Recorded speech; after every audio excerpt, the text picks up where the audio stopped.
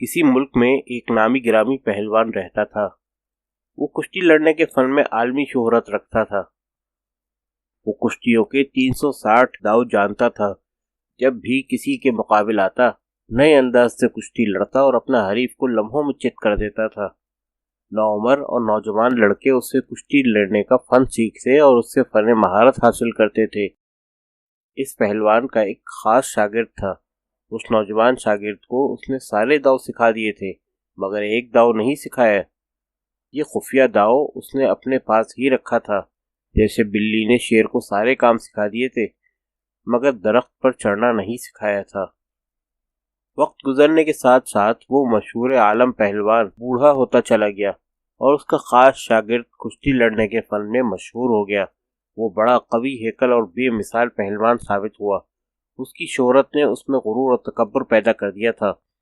ایک دن شاہی دربار میں اس نے بادشاہ کے سامنے اپنی بڑائی بیان کرتے ہوئے کہا، میرا استاد بے شک بزرگی میں مجھ سے بڑا ہے، لیکن کشتی لڑنے کے فن میں نہیں۔ میں کشتی لڑنے میں اس سے زیادہ ماہر ہوں۔ کیا واقعی؟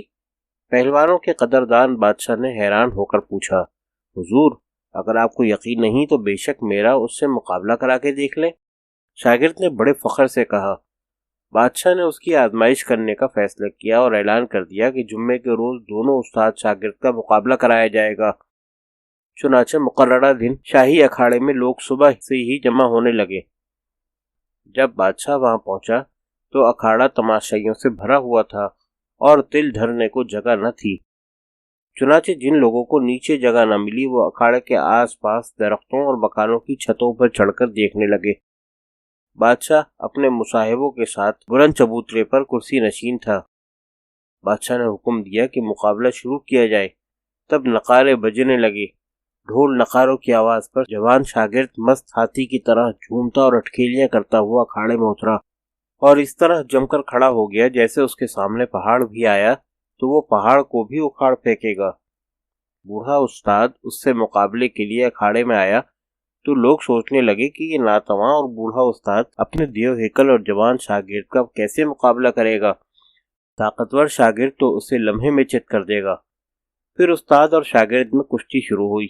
استاد نے دیکھا کہ اس کا شاگرد طاقت میں اس سے بہت زیادہ ہے تو اس نے وہی داؤ استعمال کیا جو شاگرد کو نہ بتایا تھا اور اپنے پاس ہی رکھا تھا۔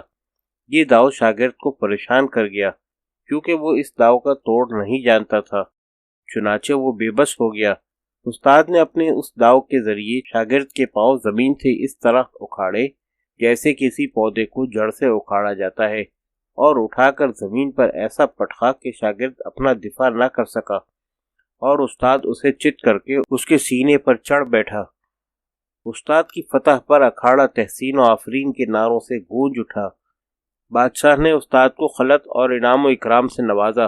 پھر شاگرد پہلوان کو ملامت کرتے ہوئے کہا، لعنت ہے تمہاری شہزوری پر کہ استاد کا مقابلہ کرنے پر آمادہ ہوئے۔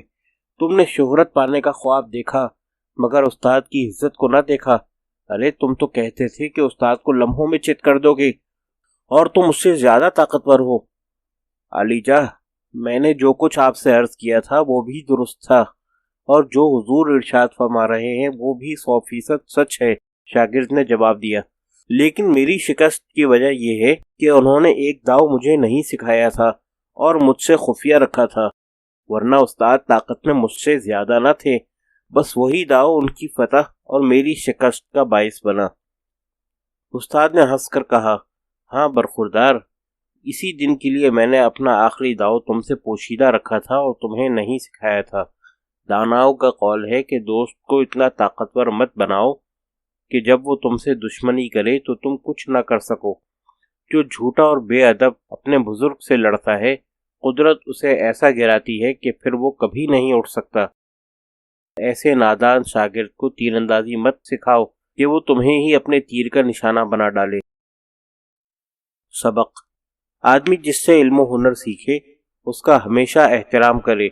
استاد کا ادب کرو، کیونکہ بے ادب شاگرد دنیا میں ہمیشہ رسوا ہوتا ہے اور اسے کبھی عزت و مرتبہ حاصل نہیں ہوتا۔